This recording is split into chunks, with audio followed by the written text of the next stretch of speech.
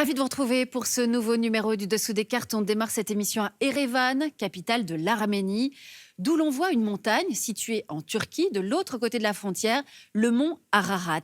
Dans la Bible, l'arche de Noé s'y arrête après 7 mois de déluge. 40% des Arméniens vivent à Erevan et la population a encore augmenté depuis que les Arméniens de la région séparatiste du Haut-Karabakh s'y sont réfugiés, chassés par les Azerbaïdjanais.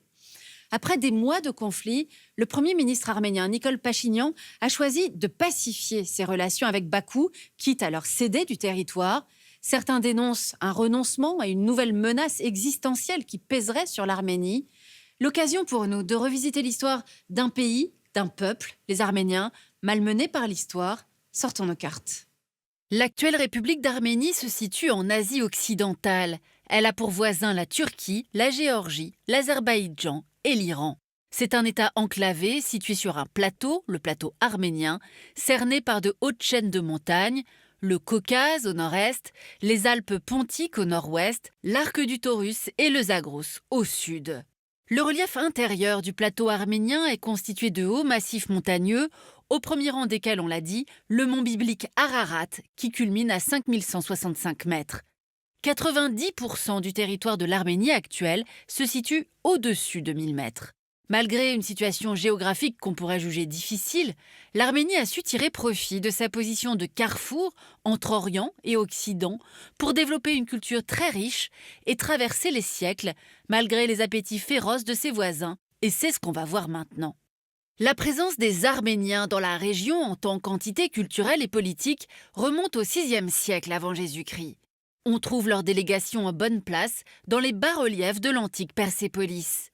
En 95 avant Jésus-Christ, grâce au roi Tigrane II, l'Arménie accède à un statut autonome et étend ses frontières de la Méditerranée à la Caspienne. Mais cette extension n'est pas du goût de Rome qui, dès 65 avant Jésus-Christ, impose à l'Arménie de devenir un protectorat romain. Durant les siècles qui vont suivre, le pays va régulièrement perdre son autonomie et passer aux mains de ses puissants voisins. L'Empire parthe, puis les Romains, les Perses sassanides et enfin les Arabes. C'est sous la domination de ces derniers que l'Arménie retrouve une certaine indépendance en devenant un émirat, puis un royaume autonome en 825. L'Arménie est alors un bastion chrétien en terre d'islam, le roi Tridate ayant fait de l'Arménie le premier État chrétien du monde en se convertissant en 301.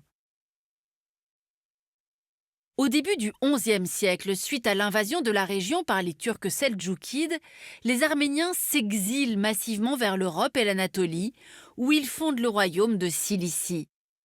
Ce déplacement leur permet de s'allier aux croisés, parti libérer Jérusalem, un lien Europe-Arménie qui perdure encore aujourd'hui. Mais en 1375, la contre-attaque des Mamelouks turcs venus de Syrie et d'Égypte met fin au rêve d'indépendance des Arméniens, qui, suite aux rivalités entre l'Empire ottoman qui émerge et l'Empire perse, vont se retrouver une nouvelle fois séparés en deux communautés distinctes.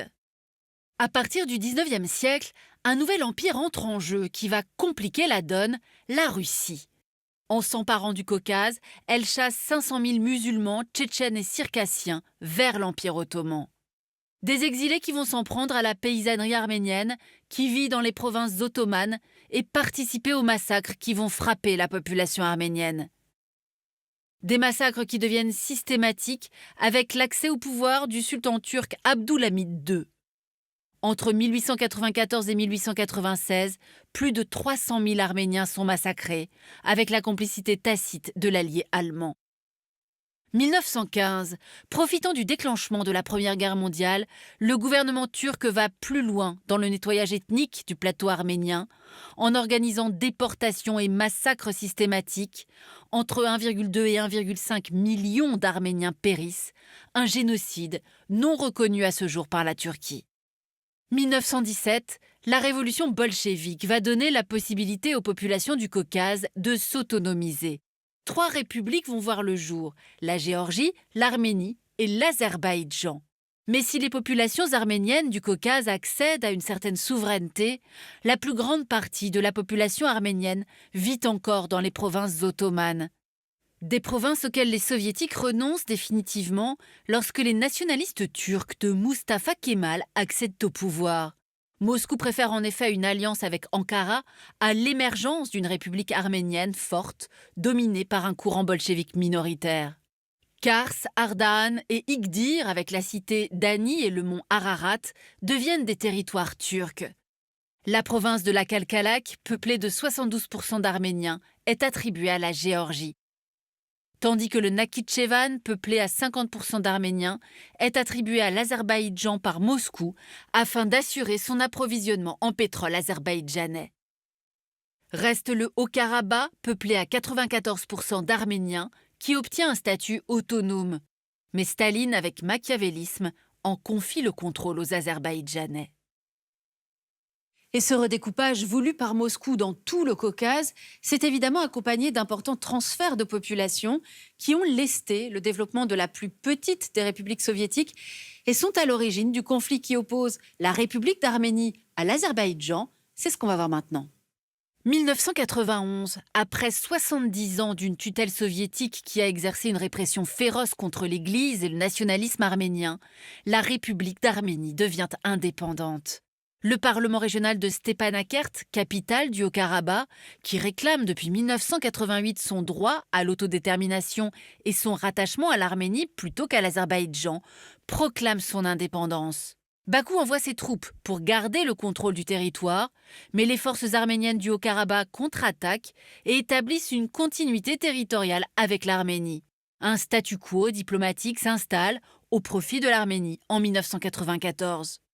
Mais ce supposé avantage va se révéler extrêmement coûteux pour le pays, car la Turquie exerce un blocus en soutien à son allié azerbaïdjanais. Blocus qui pousse l'Arménie à se rapprocher de son ancienne tutelle russe, dont elle devient dramatiquement dépendante. À ce blocus s'ajoute une course à l'armement qui appauvrit l'Arménie, contraignant de nombreux habitants à l'exil.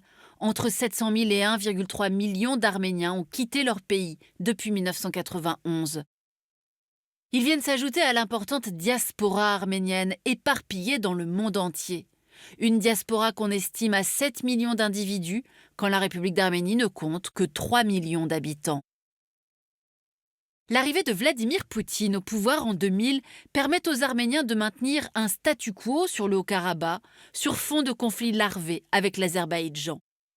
Mais en 2020, Bakou, pariant sur un affaiblissement de Poutine, passe à l'offensive avec le soutien des troupes turques, ainsi que des unités pakistanaises, des mercenaires islamistes syriens recrutés par les Turcs, et surtout avec l'aide de drones israéliens qui vont donner l'avantage aux militaires azerbaïdjanais.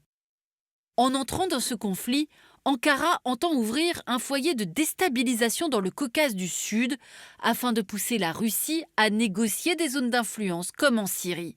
Et peut-être à terme concrétiser un projet de pipeline passant par le sud de l'Arménie. Le but de Tel Aviv, qui entretient d'excellents rapports avec l'Azerbaïdjan depuis la chute de l'URSS, est double. Sécuriser le pétrole qu'elle achète à l'Azerbaïdjan, soit environ 40% de ses importations, et renforcer sa pression sur l'Iran en se rapprochant de sa zone d'influence, l'Iran partageant 600 km de frontière avec l'Azerbaïdjan. Téhéran, qui voit d'un mauvais œil cette présence israélienne à ses portes, a mis en garde contre toute ingérence étrangère dans le conflit arméno-azerbaïdjanais. Mais une action militaire de l'Iran contre l'Azerbaïdjan reste peu probable, car environ 20 millions d'Azéris vivent en Iran. Leur velléité de rattachement à l'Azerbaïdjan pourrait sérieusement déstabiliser Téhéran.